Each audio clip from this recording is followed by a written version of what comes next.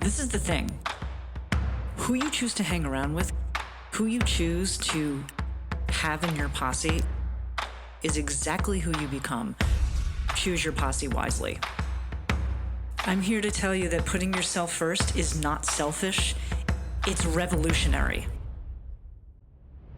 Welcome to the Woman Warrior Podcast, empowering women to light their lives on fire through Ayurveda, yoga, spirituality, and fitness.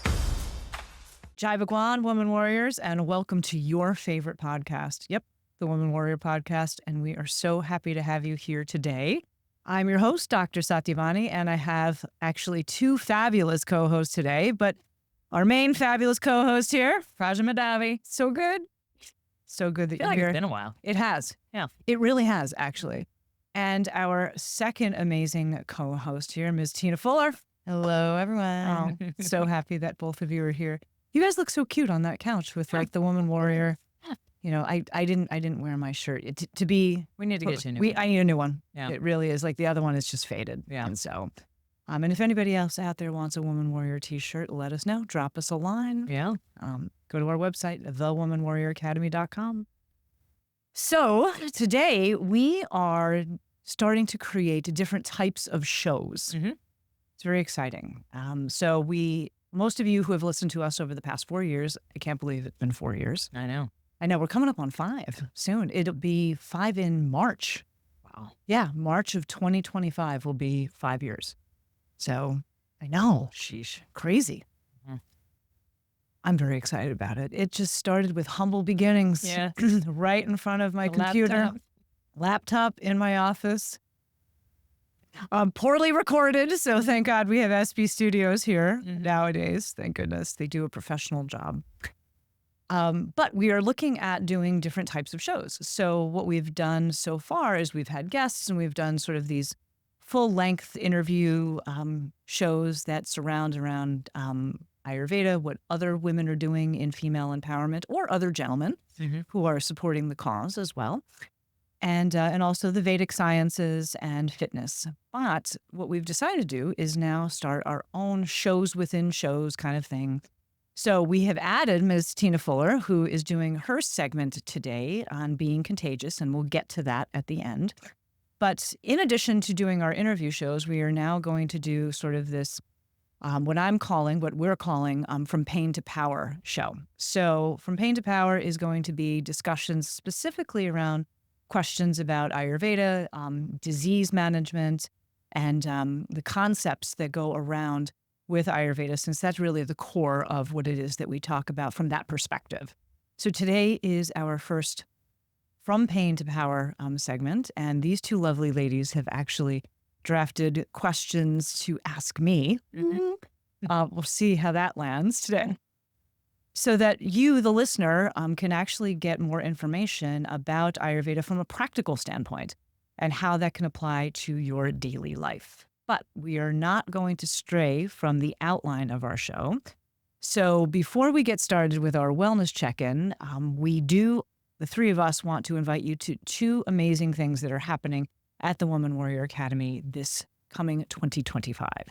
So the first is in January, we start our new Dharma Circle. And Tina, who is in our current Dharma Circle, do you want to say anything about your experience in the Dharma Circle? It's fantastic. I've met some really amazing women. I've gotten to know them. I've gotten to learn some stuff. And the biggest thing I've learned is how much more I have to learn. So it keeps you coming back. And it's been really interesting and empowering and helpful information to just understand more about myself and the world that I interact with every day and the humans that I get to share that world with. So I love that, Tina. Thank you. The Dharma Circle, the word Dharma, for those of you that are not familiar with Sanskrit, because we just drop Sanskrit like everybody knows it, which we obviously know that you don't, and that's okay. The word Dharma actually is all about purpose. So the Dharma Circle is about leading a life of purpose, and we take you through over 12 months in a group of amazing women who are all figuring out their life purpose and how to activate that. So if you are in a space in your life where you want to change some things, are curious about who it is that you are looking for more purposeful interaction professionally, personally, physically on all levels of the self, come and join us in January of 2025. And you can find out information about it, the dates and all that good stuff. It is an online experience, so we take everybody from all over the country, all over the world. And you can go to thewomanwarrioracademy.com and find out about the Dharma Circle. The second thing is, Prajna, what are we doing in February? Costa Rica. Oh, so exciting. Yes. So exciting. So we are leading our first Woman Warrior retreat in Costa Rica. We will do a little urban stuff. We'll do a little yoga retreat stuff. And it is all about really mapping out your life from jump in 2025, getting together, moving our bodies, doing yoga, doing fitness, going on excursions, being in nature, being by the beach, eating some amazing food, and really getting our minds, our bodies, and our spirits all together. So if you are interested in joining us on a fabulous 7-day retreat in Costa Rica, again, go to thewomanwarrioracademy.com and check out the Costa Rica retreat. And of course, contact us in any way, shape, or form if you have any questions. So I'm excited. Yes. We have some fun stuff happening in 2025, and we want all of you to be part of it. It'll be great. So, Praj, would you like to lead us through our wellness check-in? Yeah, sure. So wellness check-in, we go through the whole 5 koshas. So we do the physical, the energetic, the mental, emotional, the intuition, and then also the spiritual. So let's start with Tina. Yes. So how we doing?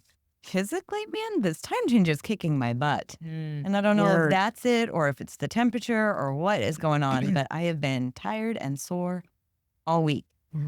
Other than that, similar to last time, like all of the 108 activities are really hitting me on the rest of the levels. Like everything I'm doing, the meditation, the breathing, even the exercise, working out with our Fit Fam, like it keeps me going energetically, even when my body is physically not quite there. And then all of it just kind of wraps back around. And I feel like that gets me at the spiritual level because it helps me make those connections with the other people around me. And yeah, Love that. love it.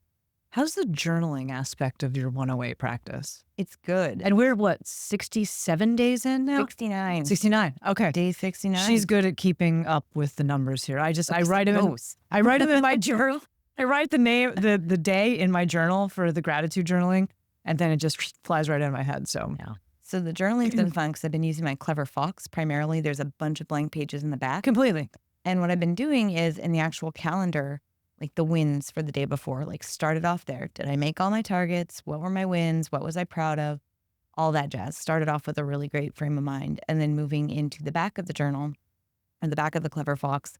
And then that's where I start writing out the things that I'm grateful for. And a lot of times it's stream of consciousness. Like Completely. I'll start with something I'm grateful for. I'll go off and wax philosophical and, wrap it back around. And there are a lot of days when I hit the timer for 8 minutes and I'm like, oh wait, no, I'm not done. I'm not done. Yeah. So it's Yeah. been really great. And it's been Amazing. fascinating. If I'm ever totally stuck, like I just have no ideas, nothing is brewing, writing prompts have been really helpful just to kind of get Yeah, you started. said that. You're using some writing prompt like app or a No, so I have a book that I got forever ago. It's called like 241 Things to Write About. And it'll just have like a thought or things like that. And since then, they've come out with a whole bunch of other ones. I found one I gave to a coworker that was 365 days of writing. And it just has a question or a statement or whatever else. And you just use that to get the juices started and you just go. I love that. Yeah. You're looking pretty jacked these days too, girl. Well, thanks. Telling you. Thanks. You're putting on muscle. Yeah. Working at it. And you are. You're working hard at it. I can tell. So awesome. Satyavani, what about you? Oh, it's been all week. I agree. Like, it's so weird because usually the fall back does not disturb me. And it didn't disturb me until it was 4:00 in the afternoon and it's pitch black outside. I'm like, oh, now I remember. So psychology right now, we're actually talking about altered states of consciousness, which is the Word. unit we're in. Give us the psychological Well, so I download on this. I found a TED Talk, and it's Matt Walker. He's a professor of neuroscience and psychology at UC Berkeley. And I found a TED Talk from him, and I just loved how concise he was in this TED Talk. But I'm intrigued and probably should have looked up a little bit more history as to why we do the spring. Initially I thought it had to do with farmers and like harvesting. That's what everybody always Mhm. says. Yeah. Yeah. And I need to do a little bit deeper dive as to, okay, why do we still have it then? Mm-hmm. But he, aside from all of the amazing statistics that he came up with as to, why we need more sleep, he said that there's an experiment that happens twice a year for like 1.3 billion people in 70 countries. And he's like, it's daylight savings. Right. And he's Fall like, back there or is spring forward. Yeah, he said spring forward in the spring, there is a 24% increase in heart attacks. Wow. Yeah.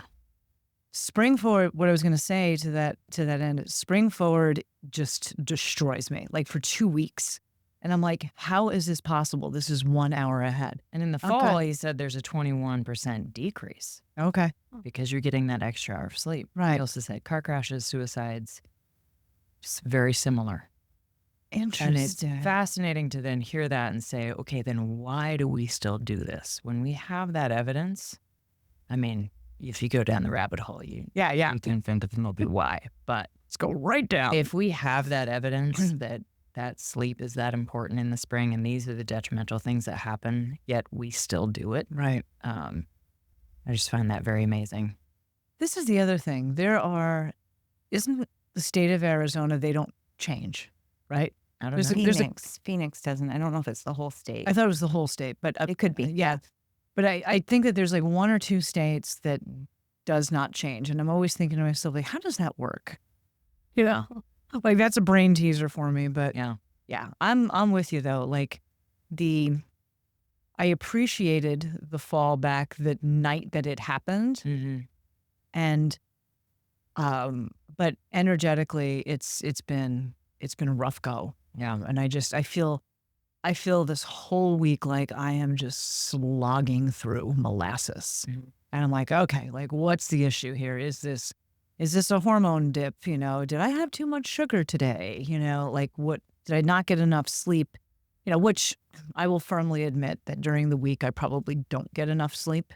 I can run on 6.5 hours.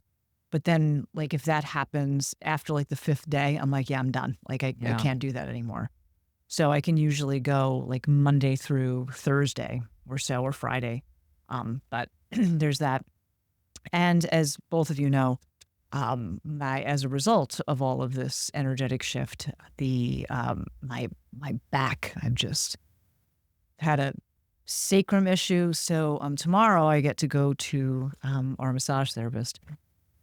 Jesse, I'm coming for you.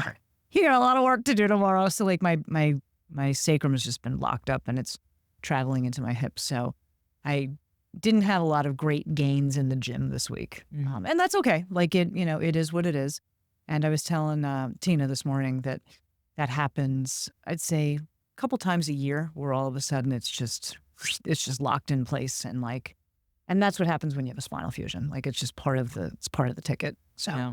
But I'm trying to pull back because I'm doing the last Spartan, the Beast in Phoenix at the end of the month. So I just, I'm like, yeah, 13 mile. That half marathon. I'll just run the half marathon, do the 35 obstacles. It's fine, Good.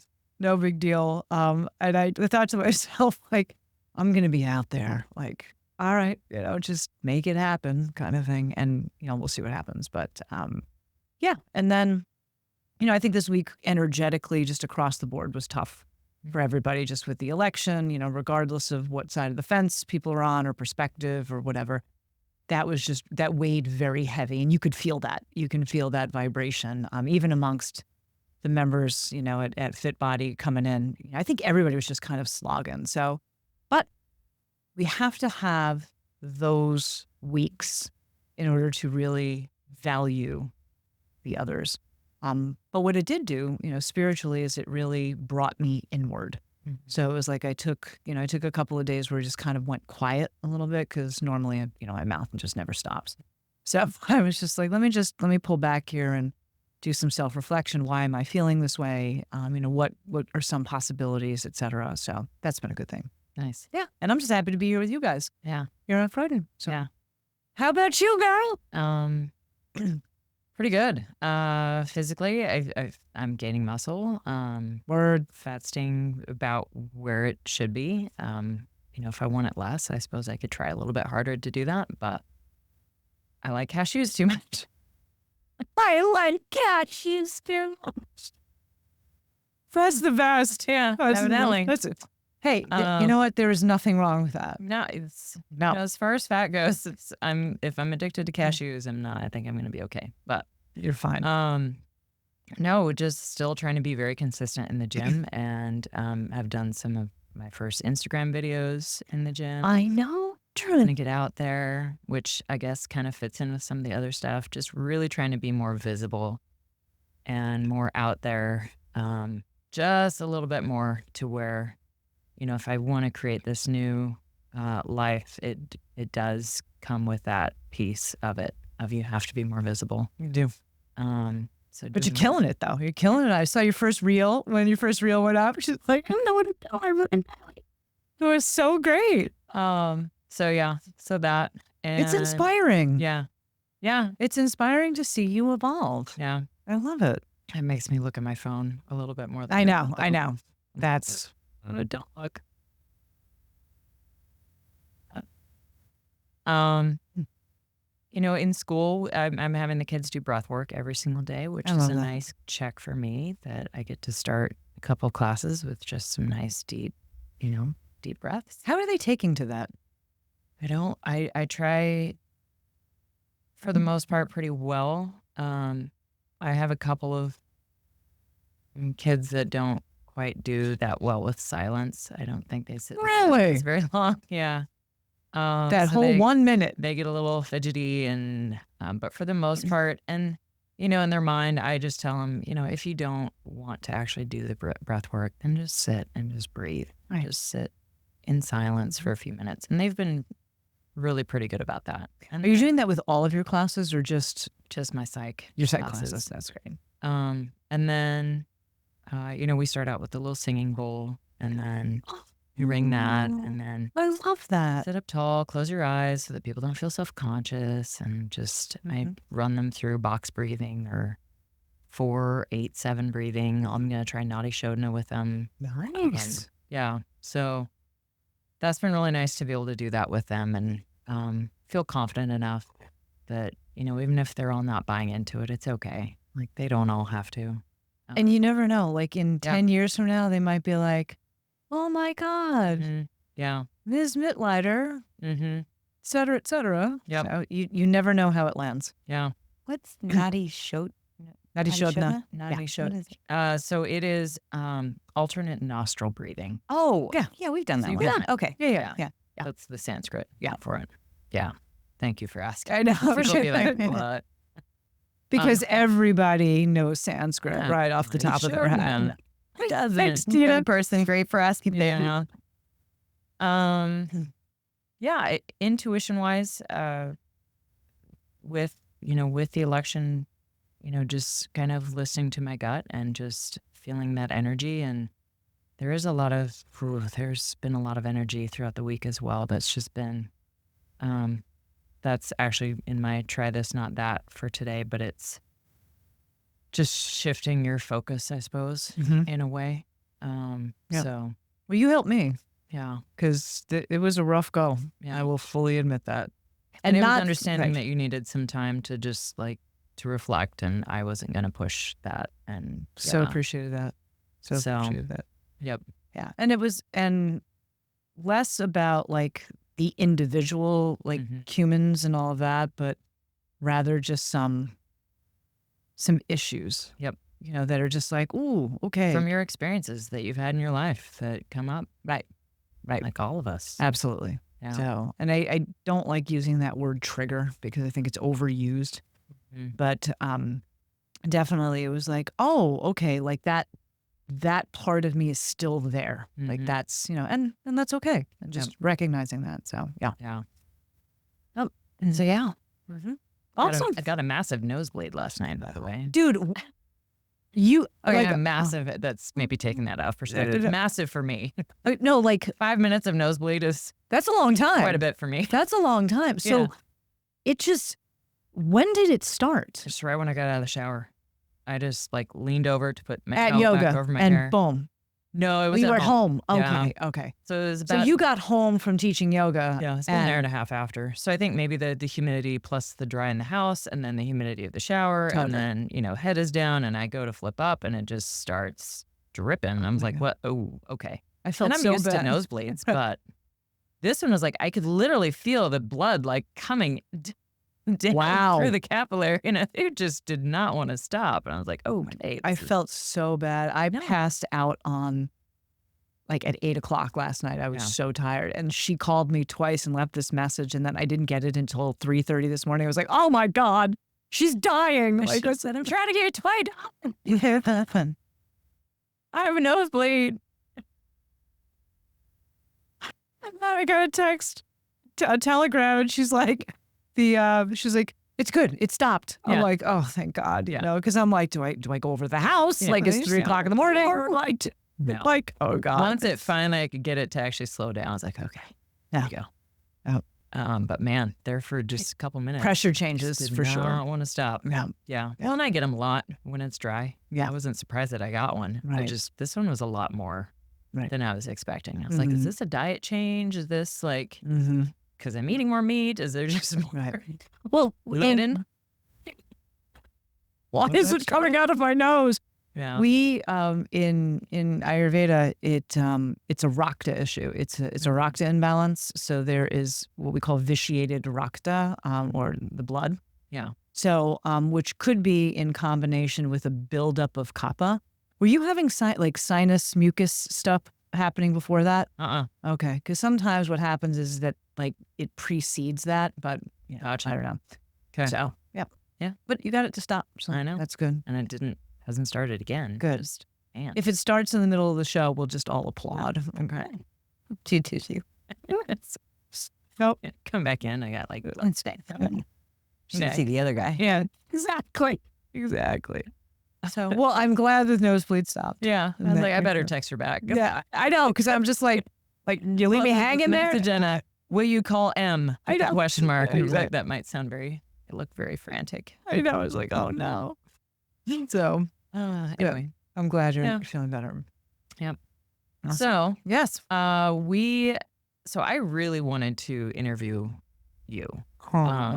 Yeah, Are you because sure about that? I want our audience to experience how much knowledge you have Oh, about Ayurveda. thank you. And I mean, they need to know just how much you have. And for us, moving in the direction that we want to move with the Dharma Circle and Circle just in general, like the resources that are on there are so full of information that I don't think anyone or not enough people realize that. And so I want to give people a taste of some of the stuff that they could learn Thanks, sister. on Circle. So, All right, let's do Yeah. it. I'm excited. okay. Yeah, our Awesome. circle community is cool, so I Yeah. dig it. And I will do a plug here for it. If you want to join the circle, it's only $25 a month, and you have access to hang out with us online, and also get a bunch of resources. So again, go to thewomanwarrioracademy.com. There's a little pop-up that comes onto the screen, and you can join the circle and check us out and have some fun. So Yeah. all right. So the first question Mm-hmm. is for the audience is, what is Ayurveda and what makes you qualified to talk about it? What makes you qualified to talk about it? I love that question. Well, Ayurveda is broken down. It's a Sanskrit word. We'll talk foundationally since we're on the Sanskrit train today. It is two words, Ayur and Veda. And Veda means wisdom or knowledge, and Ayur is life. So it is the wisdom of life. What I always tell people when they ask, they're like, do you practice what kind of medicine? Like Ayurveda. And they're like, well, what is that? I've never heard of that. Like, shocker. Well, it is the oldest medical science known to humankind. It's 5,000 plus years old, predates Chinese medicine by about 3,000 years. And Chinese medicine and Ayurveda, the Chinese and the Indians, Similar. Exactly. They partied in the Himalayas together and then, came up with their respective disciplines. They were very similar in nature. But the goal with Ayurveda is that it is not only the oldest medicine known to humankind and predates allopathic medicine by thousands of years. I always tell people that if the British hadn't occupied India, we would all be practicing Ayurveda or Chinese medicine. So that gives you some perspective, if you think about that. Right. Seriously. And it's interesting that I think in light of everything that's happened over the past, several years specifically, there is this resurgence back towards natural medicine. Mhm. And so people are like, are you a naturopathic doctor? I'm like, no, this Ayurveda is also what I call spiritual medicine. And a lot of times that freaks people out because they associate spirituality with religion. And the two of those things are not the same by any stretch. It's really where the koshas come in, right? Correct. So if you have a physical ailment, Yes. it may not be a physical Yes, solve. exactly. It might be an energetic solve. It might be A spiritual solve. Yeah. So, and you're 100% correct. I'm so proud. I'm so proud. Oh my God, you've been hanging out for long enough. I'm so excited that you can articulate this now. But what makes Ayurveda very different is that it is the science of life and your life, not mine, not Tina's, yours, or Tina's, not mine. And how from that perspective, we look at you from this 5-layered way that we always talk about. Where are you physically, energetically, mentally, emotionally, and spiritually? And believe it or not, the idea of dis-ease when we are feeling sick actually starts at the top of the koshic chain. It actually starts at the spiritual level.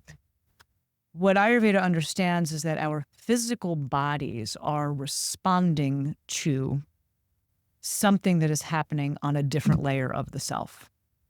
And the body is the grossest element, the grossest layer, where as humans, we don't pay attention until something physically hurts us. So this study of life, what fascinates me about this science is that not only can you study it forever and you're like, oh my God, this is connected to that. And like, it's just this science of wonderment, but it understands that you have your physical self, but you also have this spiritual self. And those two things are in relationship with one another. And if there's something that is disconnected on the spiritual side, it will manifest itself on the physical side. And the physical side will influence our spiritual connection. So it sees you as a multidimensional being. A lot of people talk about all of these, are we in 3D? Are we in 4D? Are we in 5D? Like Ayurveda started talking about that, thousands of years ago. It's like, that's OG, in our world, that we have all of these layers of the self. And so when we look at disease, we have to look at things holistically. Everything that happens in our lives has a direct influence on this physical vessel that we're wandering around in this experience Our meat suit. Right. It's the meat suit right now in this life. So I think that was a very long answer to your question. Love it. But what does make nothing me less. Why, thank you. Why, thank you. But what does make me qualified to talk about it is 30 years of study. And I have adopted these principles and have experimented with them in my own life over the course of 30 years. And actually wrote about that in my book, From Pain to Power. And also, if people are looking for credentials and all of that kind of stuff, I've studied in India, over the past 20 years, both in medical context as well as with gurus. And I've also gone to 3 different Ayurveda schools here in the United States. Yeah. So I've done my share of work, and I've done clinical hours and have seen hundreds and hundreds of patients. And so that's the Love it. thing. So in my psych class, again, with sleep, I was like, I'm just going to pull from what I know because I love it. the the neuroscience and all that stuff I'm not quite as clear on, but I'm going to pull from Ayurveda. So I threw out, on the board, put up the 3 doshas. And I'm so I proud said, all of you in Congratulations. this room are one of these 3 doshas, Yeah. and all of these doshas have a different amount of sleep that they will most likely need. Yes. And I said, and the beauty is you're all different. Like there is not, so whatever the person next to you can get away with sleep Right. may not mean that that's what you can get away with sleep. Absolutely. And I'm like, that's the beauty of it, is that we are all different. Mm. And, it's like over the head. But some are Well, because they don't grow up in that world. No, not at all. Right. And I'm so happy that you brought that up, because there's this uniqueness in Ayurveda. Like going into the doshas, we have these 3 constitution types. Which leads into our next question. Okay. Well, then, I'm just going to, Yeah. I'm just going to be No, quiet. Let's So- hit it. Okay. So this is fascinating because we did talk about the koshas and the Mhm. koshic levels. In the Dharma circle, we learned that there are the koshas, but there are also doshas. Yes. And doshas are, well, I'll let you tell us more, but more the constitutions. Yes. So in Ayurveda, Mhm. what are the doshas and why is that important? Jai Bhagwan, Woman Warriors, Dr. Satyavani here, and I'm here to invite you to our Costa Rica Escape for the Woman Warrior this February from the 7th to the 15th, 2025. You are not going to want to miss this. My co-host and beautiful bestie, Prajna Madhavi, and I are going to be leading a fantastic retreat for 7 days. And here's some of the highlights. San Jose, the city, for a couple of days. And then we're going to Jaco on the Pacific side of Costa Rica to enjoy the jungle, the beach, and all of the great food and events that Costa Rica has to offer. So if you are indeed interested, we would love to have you join us this February 2025. You can go to our website, thewomanwarrioracademy.com/empowerment retreats. Tina, you just get to the heart of all of it, which is very exciting. So the word dosha actually means fault, fault. And I try, and people are like, well, what do you mean by fault?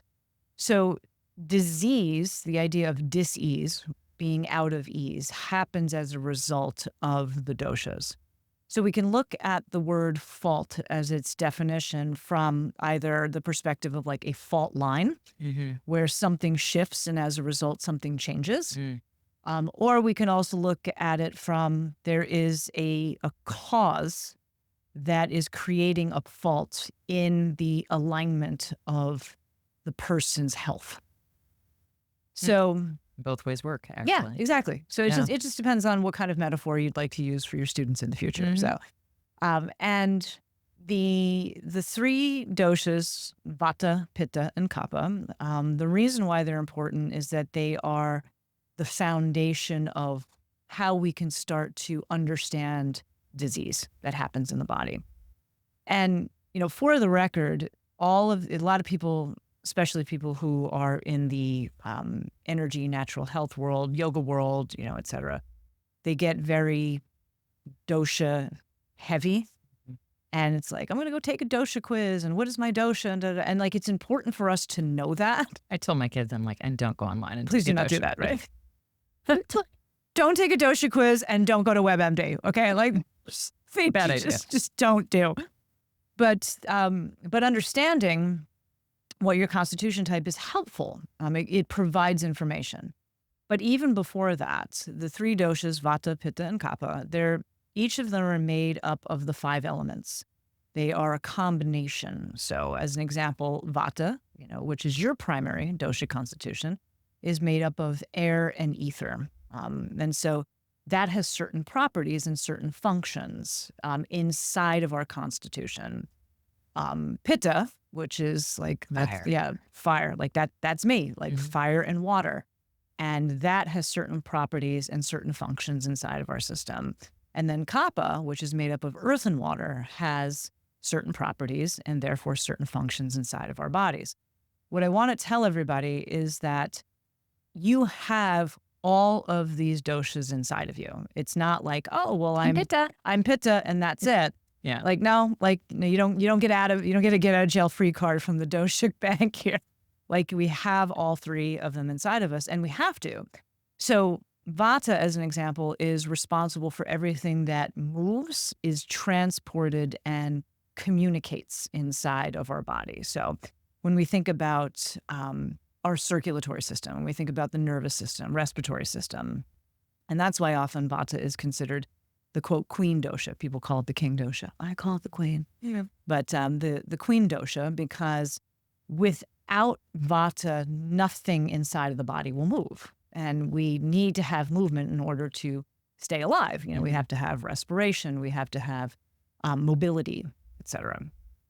Pitta is made up, again, of fire and water, and its function is digestion, metabolism, and transformation.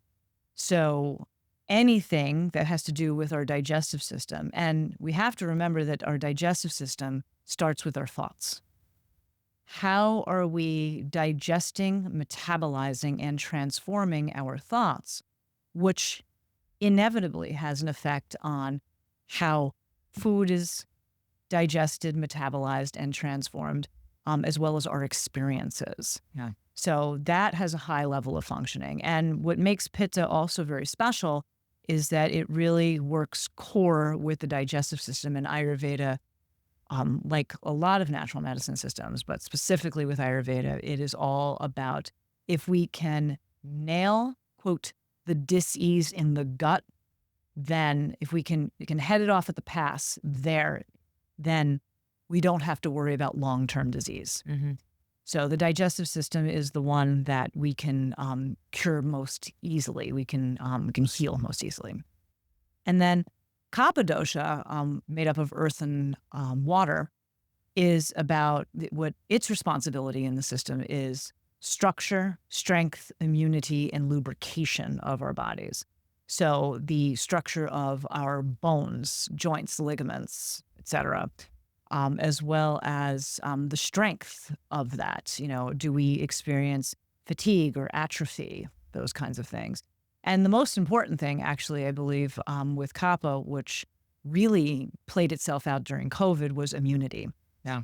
Our immune system is, and this is the relationship also between Kapha and Pitta.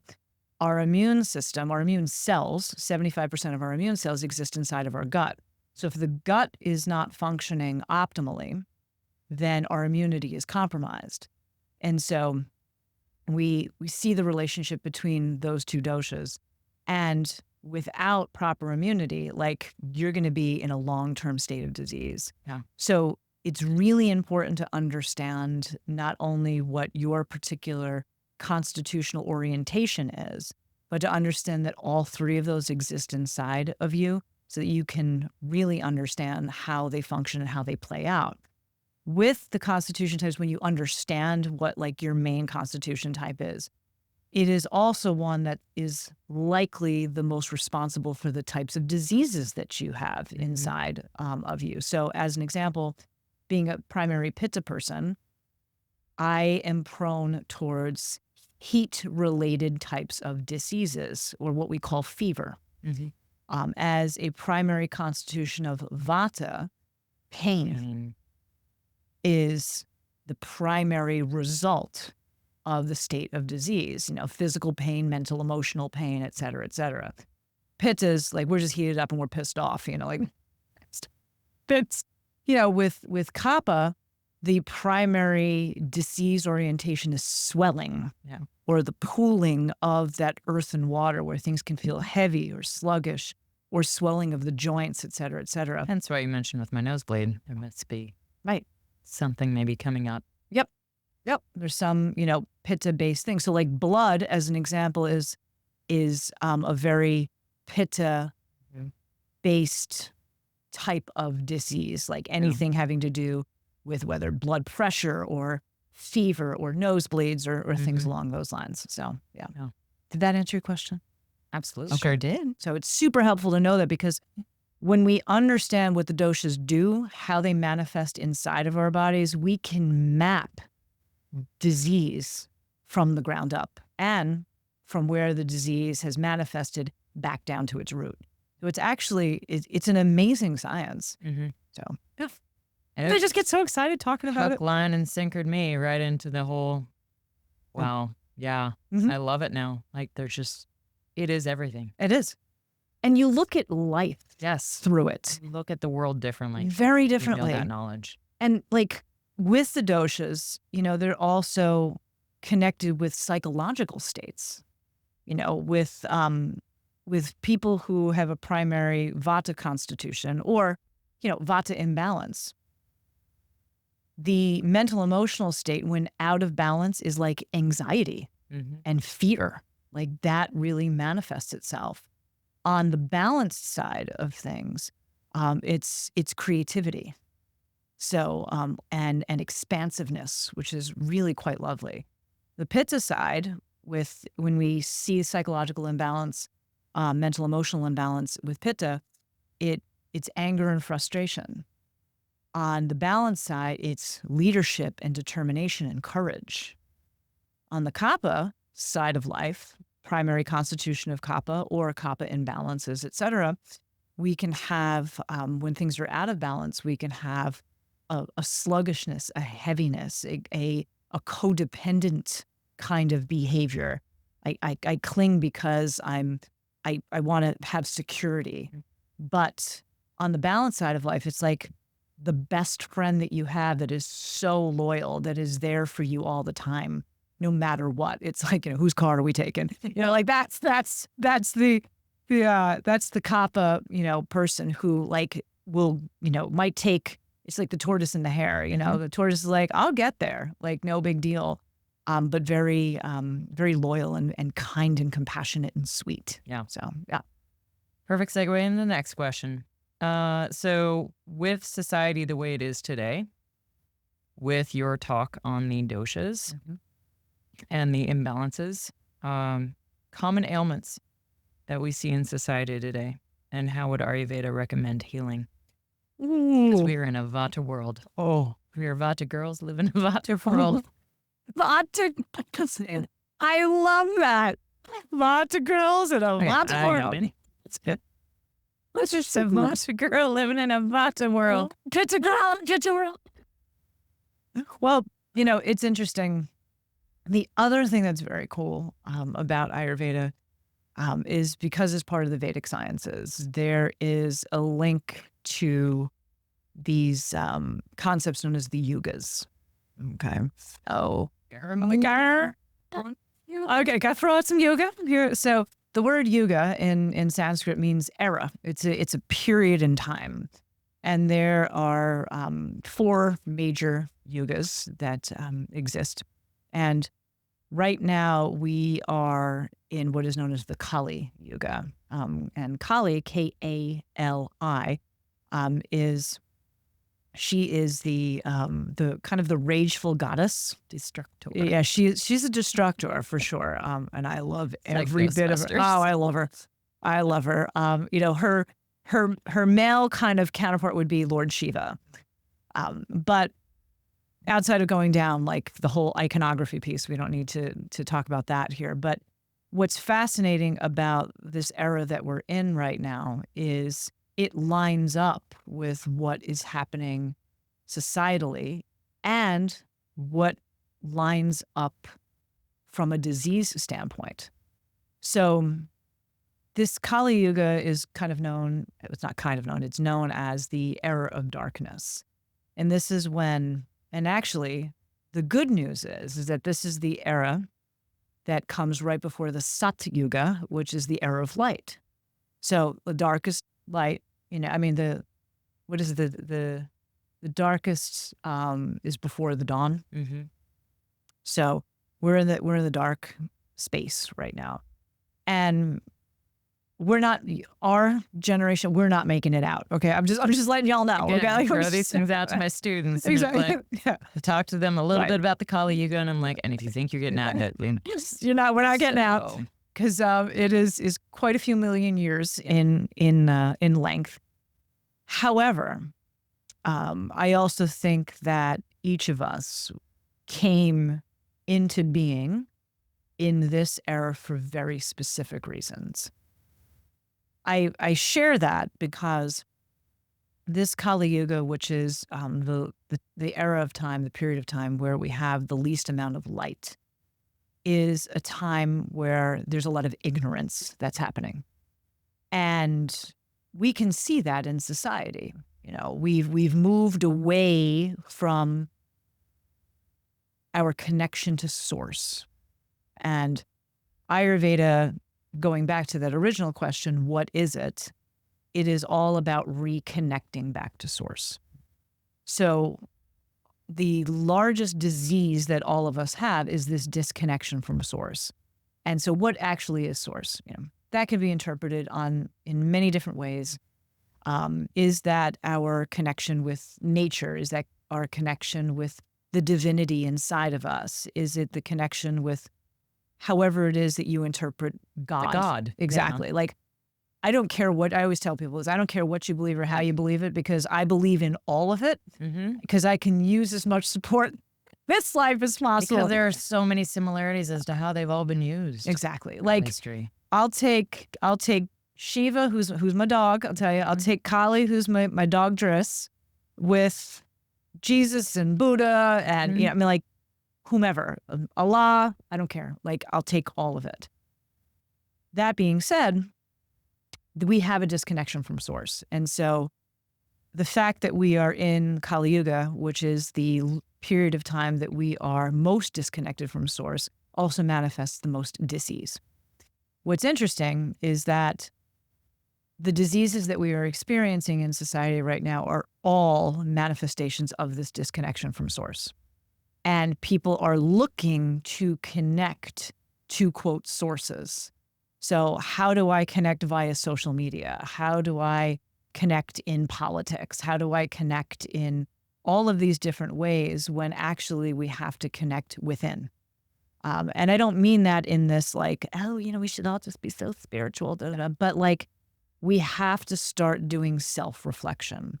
The diseases that are manifesting as a result of this era are high anxiety. Like, anxiety is through the roof on all different levels. Inflammation, huge in most people's physical being. Sluggishness. There is depression. There's, you know, high levels of depression, et cetera. So there's a sense of hopelessness in some ways. And I'm not trying to say that to be a downer, but I would say that, you know, when we look across the board, we have folks that are really dealing with high levels of anxiety. They're dealing with high levels of frustration, and they are dealing with high levels of depression from a mental, emotional standpoint. And then that trickles down to the physical body. So anxiety, if you are experiencing anxiety over a long period of time, stress, you know, that becomes chronic, that anxiety that becomes chronic, that will eventually leach your bones and can result, believe it or not, in things like osteoporosis. Things that are painful. Things that are Not painful. imbalance. Exactly. I mean, all three of those things you just talked about connected with the doshas that you just mentioned before. Yep. And when out of balance, they will create those issues. They will. Disease. They will create disease. If with high levels of frustration and liration, et cetera, that will manifest in inflammation. And then we have all of these inflammatory responses. Liver inflammatory responses, cardiovascular, et cetera, joint inflammation, you know, all of those kinds of things. And that's not to mention digestive inflammation that can result in things like diarrhea and all of that. So that's how that kind of line plays itself out. And then when people are experiencing high levels of depression or hopelessness, et cetera, or grief, I think as a society, we are experiencing collective grief. Yeah. Because we are disconnected from source. And because we are in an era of ignorance, it's very hard to see beyond that. So when we deal with high levels of depression, there becomes this pooling, this swelling, this accumulation of heaviness that exists. And that can result in a variety of different things like edema, cardiovascular, respiratory, mucus issues, et cetera, constant flus, COVID. Yeah. So yeah, I think those are kind of that's how all of that is connected. And those are the things that are kind of top tier, I think we're experiencing right now as a result of this yoga. So, but the flip side to that is, and this goes back to why I think all of us are here for a very specific reason, is that the people use this term a lot, the light bearers, people who want to live a life of purpose, want to find out what their dharma is, et cetera.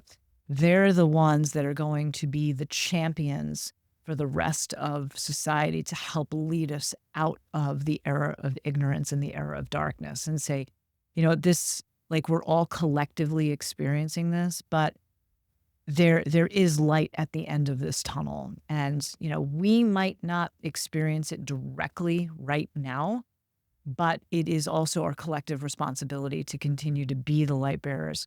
And that requires a level of strength and fortitude that is pretty high. And that's why we do the work it is that we're doing. It's like, how do we gather the women that are going to help move us forward and continue to be the light bearers, rather than people just saying, okay, you know what, forget it, I give up. Yeah. And I'm just going to go down this dark hole. Inert. Right. Or be inert or whatever. Yeah. Is that helpful? I love it. Awesome. I do. Exciting. So you take what we are trying to do is make this practical. Yes. Make Ayurveda very practical. I'm all about the practicality. Before I lose it, I want you, I'll try to come back to it as well, but I want you to think of, if someone is listening to this and thinking, oh my God, I'm on the path of, like, I'm in depression. I'm in that stage. Be thinking about, like, what is that one thing that they could do? Okay. So hold on to that. I'm holding on. So with the practicality that we are trying to move through with Ayurveda, comparing that to some other people out there that are teaching Ayurveda, where do you think that they sort of miss the mark in a sense? Where are they Great not question. gathering? Why is this not a bigger thing? Right. Obviously, Right. like why don't people know about this stuff? Right. Okay. So let me respond to that first. First of all, the word Ayurveda, most people can't even pronounce it. Okay. I mean, like, I'm going to be straight up. What? Right. People are like, huh? I don't know what that means. So Ayurveda requires a dedicated level of committed study, and not everybody wants to do that.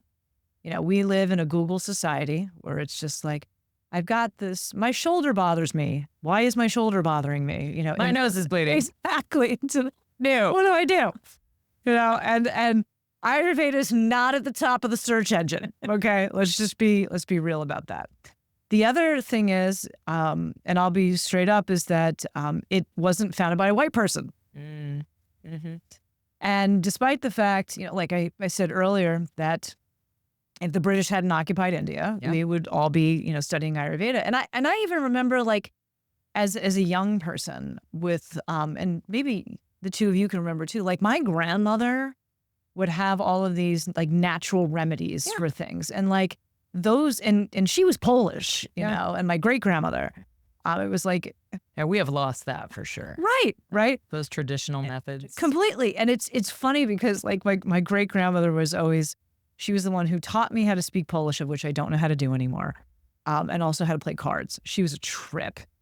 And she, for her, it was like, take cod liver oil. Like that, like cod liver oil, like, was the solution to everything, But she lived until she was like 96 years old, like, we can't say that anymore. I was looking, I heard something in the social media verse the other day, somebody mentioning that, like, now the average age lifespan for both men and women is like mid-70s. Like, wow. Yeah. Right. And so, I asked that question, are we really getting healthier with these advances in medical technology, or are we not? Ayurveda, the reason why people don't hear about it a lot is Allopathic medicine has had a better marketing campaign. We live in a marketed world in the West. And what's interesting is that in the East, Ayurveda is just medicine. Yeah. You know, it's like, I mean, obviously there's allopathic medicine in the West because, you know, again, the British occupied India and a lot of folks went to allopathic medical school, and they both have a purpose. You know, I'm not trying to bust on allopathic medicine, but it has a very specific purpose, and that is emergency medicine. For long-term sustainable care, that's not your solution. But so back to the original question, allopathic medicine has had a better marketing campaign. And in addition, Ayurveda is not a one-size-fits-all. Like, oh, Tina, you have this cold. Take this. So there's a two-part to that. It is not a one-size-fits-all, and it is also not a pill-driven solution. A lifestyle. It's a lifestyle change. Exactly. And lifestyle changes are extremely difficult for folks that live in the West. Not everybody, but when we're used to instant gratification, like, oh, I've got this thing, it's easier for me to pay the $20, go to, you know, urgent care, they write me a script and boom. Instead of, oh, this is going to take the rest of my life. Exactly. Oh. Like, your diseases have a root cause.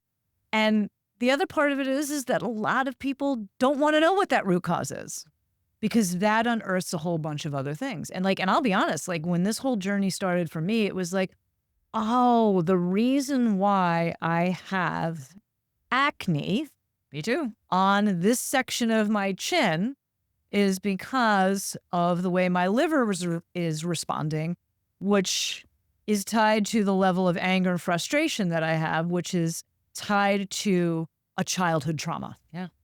For me, walking into your office. Yep.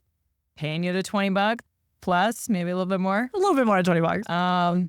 Saying I have a thyroid issue, and I chose to say I don't want to just take a pill to solve my thyroid issue because I don't think it just happened overnight. It didn't. And it's not going to go away Right. overnight. Mm-hmm. Yeah. I Yeah. mean, it's a choice. It is. It's a choice. And you nailed it with what you said. It's a lifestyle. Mhm. And that lifestyle takes some time. It's actually not that hard. And again, plug for the Dharma Circle. We do these lifestyle changes in the Dharma Circle bit by bit so that it then becomes routine. Yeah. And so that's why, you know, again, just to recap, why people don't know more about Ayurveda is that didn't start in the West, didn't have the best marketing campaign because it didn't need to. Because the other thing about Ayurveda that's different from allopathic medicine is that my job is I want you to get educated. I want you to know what it is your imbalances and imbalanced tendencies are. So eventually you can manage them yourself. I don't want to keep you connected and addicted to coming to see the doctor. Mm-hmm. Whereas allopathic medicine is the complete opposite thing. It's like, nope, I just want to keep you coming back. You found the charlatan. Oh, it's snake oil in a lot of Yeah. ways. And again, I'm not saying that all of it is wrong. If I'm in a because car accident, I'm going to go to the ER. absolutely, like Get been a hit by a leg car on my touched. bicycle, boom, gotta have the joints reattached. Like Yeah. there's absolutely a purpose for it. And the fourth thing is that it requires work and a lifestyle change. Mm. And not everybody's down for that. Yeah. But if you do it in community, it's a lot easier. Mm-hmm. Absolutely. So speaking of community and a life of purpose, back to the Dharma Circle. Yes. How did you discover or realize that your life's purpose was to study and then to share about Ayurveda with others? Ooh, Tina, coming right at me. I love it. You know, and I've written about this in my book From Pain to Power, that everybody has something that happens in their life that causes them to examine things. So I mentioned in my book that I went through a, quote, physical accident that triggered a series of mental health issues that I had for a really big stretch of time. And that got me, and I actually don't believe anything is a coincidence. Like, I know in my heart of hearts, in my soul, that this is my life's purpose and that it was mapped out for me way before I was even thought of by my parents. Like, this was a path that had been chosen. It chose me.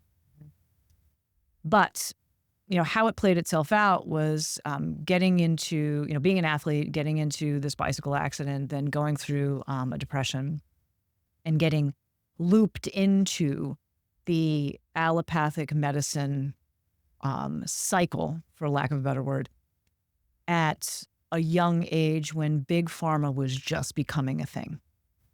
And I mean, you can call my mom right now, and I took every possible allopathic medication that was on the market at the time to help my bipolar issue. Yeah.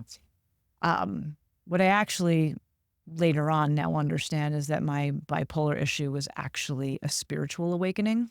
And there's a whole bunch of, research and stories around that.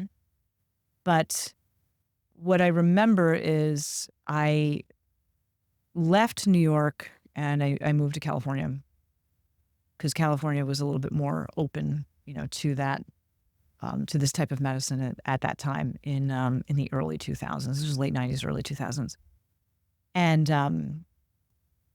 I remember stumbling upon, I do remember, but like I got into the office of an Ayurvedic doctor, and I remember her explaining, what the doshas were and where I landed and what my imbalance was, et cetera. And everything just made sense. It was the first time in my life where I was like, oh my God, she's describing me. And she saw me and I understood, like, yes, that's who I am. Like, and there was this amazing spiritual medical interpretation of who it is that I was. And so, obviously I took her advice and did the recommendations and started to get back into balance. And that triggered just a lifelong journey of studying it. And then I came to the space where it was like, this has been so transformative for me. I don't have a choice, but I have to share this with others. And kind of stumbled around for a while on how to share that. So first it was like, oh, I'll do some one-on-one coaching. And then I was like, no, I really need to go to med school, and like started to get deeper into that. And then it was like, I'll have a clinical practice. And then I realized that like I love talking to people about like what's going on in their life and how to like, hey, this is what's going on and here's some recommendations, et cetera. But I also was not the type of person that was like, I'm going to have these clinical hours. I'm going to see 8 to 10 patients a day. I'm going to churn out this paperwork. It was just like, oh my God, this is terrible. Like I can't do that. And how can I then, quote, treat/educate folks? And that's really when we started, when I started the Ayurvedic Woman program, and then ran that for, the 5 years that we did on level 1, 2, and 3, where I was able to teach this knowledge and have the women in that group experiment on themselves, with guidance, obviously, so that, because I think that the best way transformation happens is when you are experiencing it. You have to be in it. I think a lot of going back to like, what are some of the societal diseases? We have this cognitive dissonance. We have this like, oh, I don't really want to experience or look at what's happening in here. I know what the issue is. I'm going to Google it. I'm going to look on social media about it, et cetera, but I'm not really experiencing it. I'm interacting with it, but I'm not experiencing with it. And so the whole point of AWP when it first started was for women to start experiencing it and then letting them play that out, not only in their own lives, but like in their families and in their inner circles. Because like this knowledge isn't mine, I have no role to play except as an educator in this process. And then AWP evolved into the Dharma Circle, because what I also noticed is that over the 5 years, and then COVID happened and all of that, there was also just a shift in how people were thinking. And it was like, okay, I got to meet people where it is that they are with this knowledge so that they can then integrate it in a different way. And so AWP then morphed into the Dharma Circle, and that's where we are now. So, yeah. So, life's mission, I am crystal clear about that. And that's part of the reason why I started the podcast. And then, after you were having these experiences, with Ayurveda, I was like, you got to come on. And now we've got Tina, who's part of it, so that we can share this here in a very practical way. Going back to that original question where I think, a lot of practitioners miss the mark, is I won't say that they don't know, but I think the knowledge of this science is so deep and so profound that a lot of times practitioners get lost in the weeds. And it's like, let's look at society as a whole and how can we practically appropriate this? Yeah. And I think that, that can be a leap for people. It's how do I translate the importance of using ghee? I'm just using that as an example, into a very practical kind of way. And that's not necessarily easy for everybody. And I also don't think that every person who is a practitioner is an educator. Yeah. I am fortunate that I've had the experience of being a classroom teacher. So teaching comes very naturally to me. I can see pedagogy, and what needs to be taught and how to deliver it based on the temperature of the room. I don't necessarily think everybody has that skill, and it doesn't make me better than somebody else. It's just a different experience. Yeah. Mm-hmm. So good. Okay. So we have the Woman Warrior community. Yes, we do. And we have the resources that are on there. Yes. How can that community assist someone who is wanting to know more about the topics that we discussed today? Yes. And then back to that original question of what is someone wants to get started, what is one thing that they can do, like dosha-wise, or if they're feeling out of balance, what's kind of one thing that they can, that next step? I love it. So what's great about the Woman Warrior Online Circle and the membership with it is that you do have a variety of resources. In addition to some really cool people that are hanging out in there doing good stuff. I think that the best place to start for people who are interested in, as one of the resources that's in there, is a 6-module Ayurveda 101 course. I think that, and literally it's there are recordings of class sessions that I've hosted, that people are also asking questions in there as beginners in this process. So I think that the recordings are appropriate because the people who were taking the class that were recorded were people that this was a new experience for. So I think that 6-module Ayurveda 101 is a fantastic place to start. The second thing is, as part of that 6-module course, there's also some attachments that are in there. And one of them is known as the Dinacharya. And the Dinacharya, again, here we are with the Sanskrit, is Dinacharya means the daily routine. So din meaning daily and charya meaning routine. And there is a list of things that people can start to do to get themselves in a routine of Ayurvedic living, of doing that lifestyle change. And what is it that I always say about the Dinacharya? Scrape your tongue, change your life. That's right. Scrape your tongue, change your lives. And they're very practical things that actually don't take a lot of time. And also people are like, oh my God, there's 17 things on this list. What do I do? One thing.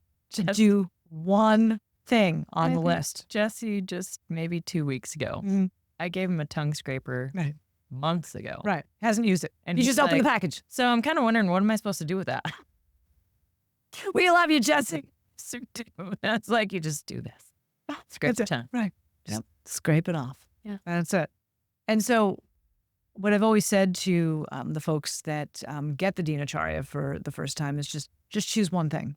do the one thing until that becomes a habit. And you'll decide when that becomes a habit. And then you add the second thing. And then slowly, it's a process. And Lifestyle. Yes. Like allow the process to unfold. For some Pitta types, they were just like, we're doing all 16 things right away. Great. Like, good for you. And you're waking up before it. Exactly. That's completely fine. And you don't have to do that. So the 6-module course, the Dinacharya is a great place to start. And then I would say jumping into the Ayurveda 108. The 108 is 108 days of 8 simple practices that Tina is doing with her Dharma Circle sisters. And we kind of married those two things together. And there's daily videos that you can watch that keep it inspiring and interesting. And it's just 108 days of just kind of dedicated practice of doing these 8 things. And it's all about the routine. I think that going back to that question about the diseases that exist in society is that we don't have any routine. Yeah. We don't. We used to. Yeah. But we don't. And now that is showing its colors in the form of disease throughout society. So good. Yeah. That's all of our questions. So great. Yeah. Thank you, guys. Oh, I'm so glad we could ask you those questions. I appreciate it so much. Yeah. And I hope everybody got something out of it. That's great. I would say so. All right. Well, this then leads us to our segment, Prajna's segment of Try This, Not That, right? Yeah. All right. So what's the scoop this time, girl? Well, so with how the week unfolded, with the election, and this does not have to be an election-based Try This, Not That. I do. That would be fun. Yeah. Try this, not that. I can't.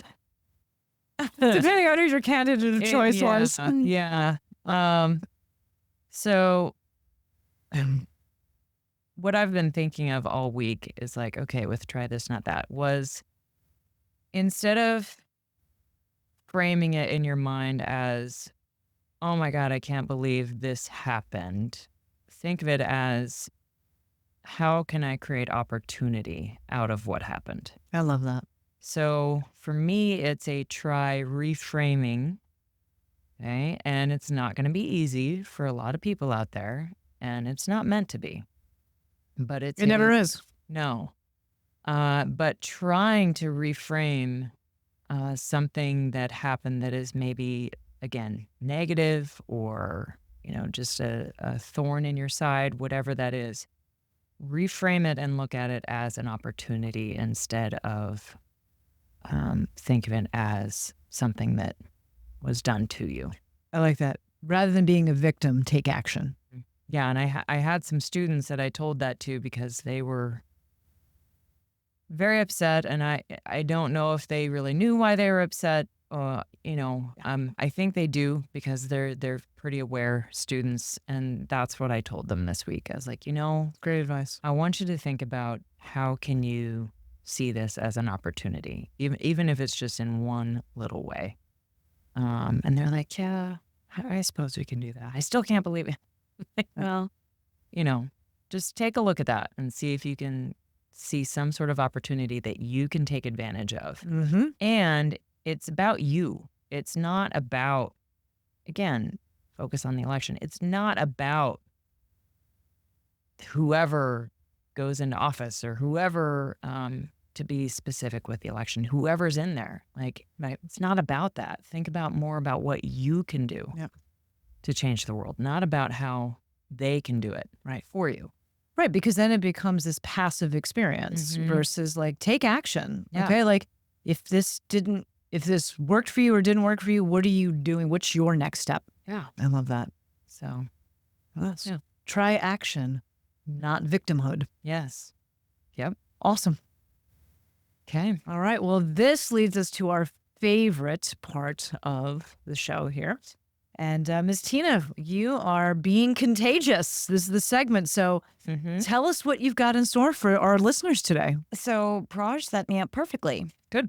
Because I love that. It goes back to something that started really early on in my life with a wonderful old school Haley Mills Disney movie called Pollyanna.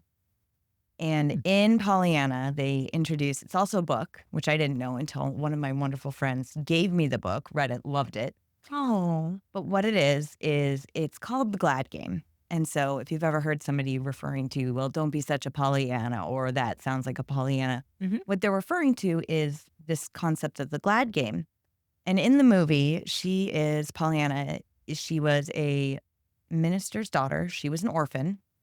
She moved in with her aunt, and she's getting to know this community. And so she's talking to a curmudgeonly old woman in this community and trying to explain what the Glad game is. And she gives this example of, we were waiting for the missionary barrels to come. And I was so excited because I really wanted a dress or a doll. And they open up the missionary barrel, and it's crutches. And the woman, she's telling her this, she's like, what is there to be glad about that? Pollyanna goes, well, that I didn't have to use them. And similar to the notion of reframing, it is in every situation, you can turn it around. You can find something to be glad about, something to be grateful for, something that makes it a positive experience. And it's not always the easiest of activities. Okay. It's sometimes a lot easier to practice on somebody else. Like if you hear somebody and they've got that negative talk going on, they're upset about something, or they're, depressed, or they're concerned or worried about the world outside of them. Help them to see what that reframing could look like. Help yourself see what that reframing could look like. And it just completely changes your outlook. And I mean, the Glad game might be kind of an older school way to think about I love it. But you could reframe it to, in the good news department. I use that one all the time. I love when you use that. And It's great. In the good news department, it's Friday.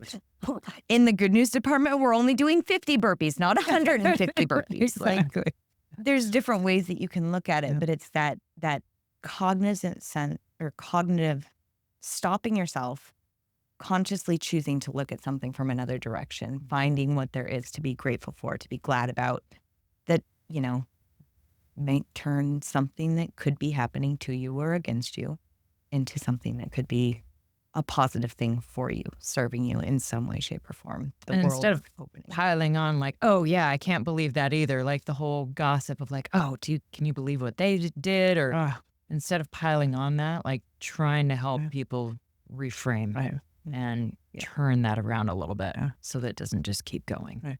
Our good friend Holly calls it the oppression Olympics. I love that.